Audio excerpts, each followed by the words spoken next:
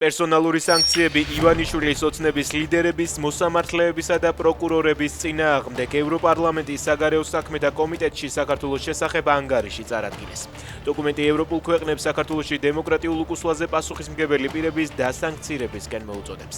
რასაი უკნევიჩიანის მიერ ანგარიშის წარდგენას ოცნების მიმართ ევროპარლამენტარების კრიტიკული გამოსვლები მოჰყვა. საქართველოს დემოკრატიისა და ევროკავშირის გზას ვერ დაუბრუნდება იქამდე, ვიდრე რუსეთი და პუტინი უკრაინაში არ დამარცხდებიან. განაცხადა ბერნარდ გეტა.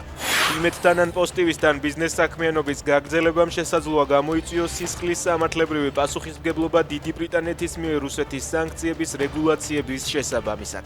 ამის შესახებ საერთაშორისო სავაჭრო პალატის ხელმძღვანელი ფადი ასლი წერს.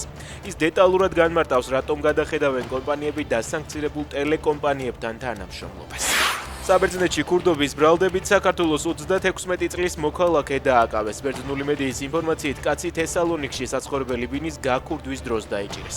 გამოძიების ცნობით, ბრალდებულმა ბოლო 10 თვის განმავლობაში 8 სახლი გაქურდა. ზარალი ჯამში 155,000 ევროს აღწევს.